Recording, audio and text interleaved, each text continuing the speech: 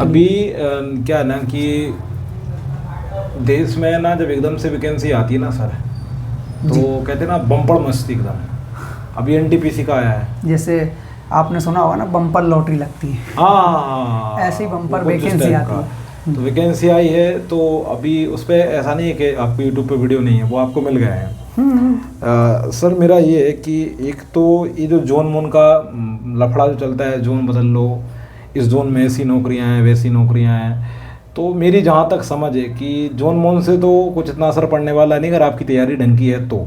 हाँ सर, देखिए क्या होता है कि जैसे अब जोन है, मान लीजिए कि पश्चिम बंगाल का एक जोन है कोलकाता जोन, हाँ। तो वहाँ पर अगर मान लो 809 सीट्स है, मतलब ओबीसी के लिए 809 सीट्स है, और भोपाल में वही मान लीजिए आप 49, 59 या फिर 159 जो भी 150 समथिंग आप बिल्कुल सही बात मान लीजिए। तो बच्चे क्या करते हैं कि उनको लगता है कि नहीं भाई भोपाल में तो कम सीट है, और कम सीट है तो क्या ही हमारा हो पाएगा, कट ऑफ ज़्यादा जाएगा, क्या पता नाम आएगा कि नहीं आएगा, तो वो क्या करते हैं सर कोलकाता से डाल देते हैं। अच्छा, क्योंकि उनको लग रहा है कि वहाँ 809 सीट है। लेकिन इस चीज़ का स्टूडेंट्स को हमेशा ध्यान रखना चाहिए कि आप लोगों ने 809 सीट्स देख के डाल तो दिया, लेकिन जहाँ आपकी नज़र है वहाँ कहीं किसी और की नज़र भी होगी।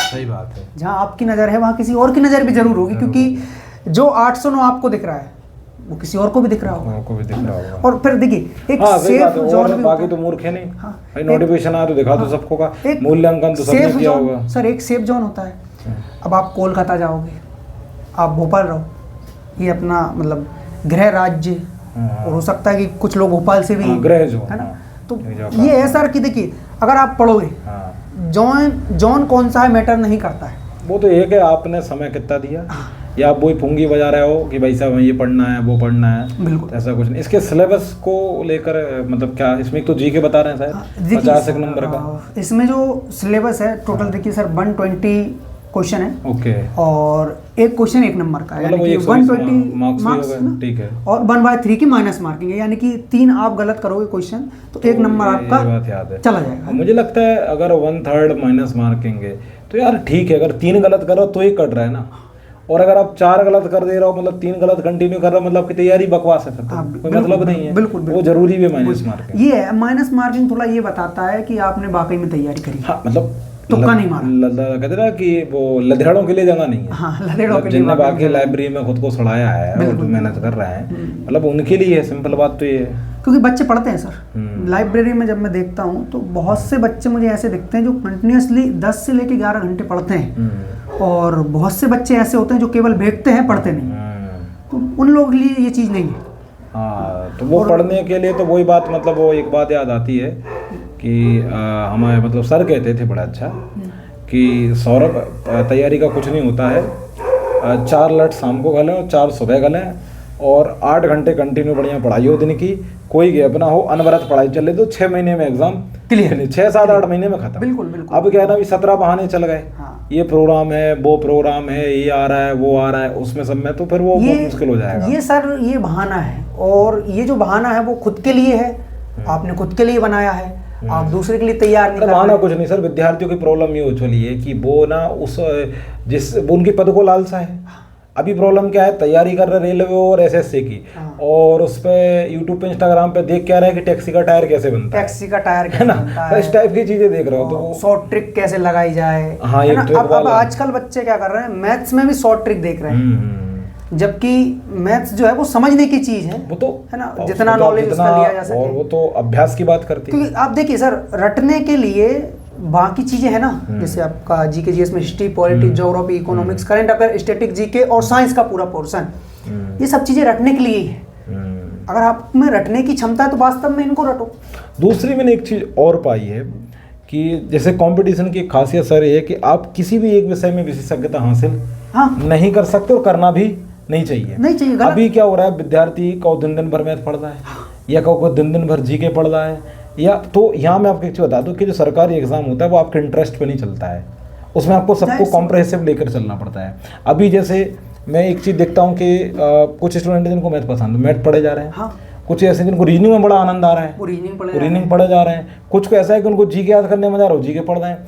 अब इस दौरान होता क्या, करंट मुझे समझ में नहीं आता करंट क्या आपका पड़ोसी पड़ेगा, मतलब उस पर विद्यार्थी को इतनी वो है नहीं। सर ये है कि इनका जो पोर्शन रहता है, जैसे मैं आपको सिलेबस बताता हूँ, 120 क्वेश्चन है सर, 35 क्वेश्चन मैथ्स के हैं, 35 क्वेश्चन रीजनिंग के हैं। जी सर। बाकी बचे 50 नंबर वो हैं आपके साइंस और जीके, जैसे history, polity, geography, economics, static GK, current affair, और साथ में साइंस में जो आपका 3 सब्जेक्ट है, बायोफिजिक्स, केमिस्ट्री, तीनों।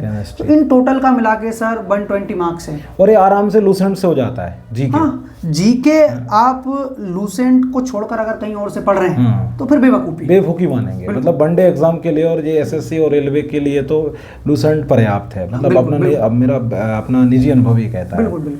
फिर पढ़ने को तो देखो ऐसा है कि सर पीडीएफ कल्चर है, सो आए दिन टेलीग्राम पे दे दनादन पीडीएफ, इसकी उसकी, इस कोचिंग की, इस मास्टर साहब की, फलाना दिखाना बहुत है। सर चक्कर क्या है कि जो आप मोबाइल से पढ़ते हो, लैपटॉप में पढ़ते हो, वो पीडीएफ फॉर्म में होता है। लेकिन जो अच्छा, मोबाइल से पढ़ने को मुझे एक बड़ी बात अच्छी याद आई, मैं पता नहीं किसी सर को सुन रहा था, वो मोबाइल पे पढ़ना कुछ ऐसे ही है कि मतलब आपने डॉक्टर के बिना इंटरनेट पर दवाई देख ली, बस। बिल्कुल भाई, आप डॉक्टर के पास जाओगे तो वो आपको चेक करेगा कितने दिन से बुखार है, बीपी कैसे, मैं कहीं सुना था, मुझे नहीं मालूम किस ने कहा था, बट बड़ी अच्छी बात है। तो अब क्या है, यूट्यूब पे वो पढ़ रहा है, उसको लग रहा है मेरा सब कुछ सेल्फ हो रहा है, जबकि वो 2 घंटे के दौरान 4 बार चाय पी के आ जाता है। और जबकि अगर ये चीज़ आप क्लास से करते हो, टीचर को आप साथ में रखते हो, किसी कोच है अगर आपके साथ, तो आप बेहतर कर ले जाते हो। तो अपने आप को किसी के अधीन रखें जब तक तैयारी में है। जैसे अब अगर कोई विद्यार्थी अगर पीडीएफ है उसके पास, वो पीडीएफ से पढ़ना चाहता है तो ठीक है, पढ़े, लेकिन उसको आप कॉपी निकला ले, उसकी जो प्रिंट है वो निकला ले, जो हार्ड कॉपी है। हाँ, उससे क्या रहता है कि आपने क्या पढ़ा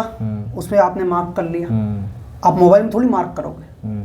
अरे विद्यार्थी क्या बोले अब सर, इतना मतलब मैं तो बोल रहा हूँ ना कि आए दिन इतना पीडीएफ है ना कि ये इसका खोलते इसका चेक करते हैं। हाँ।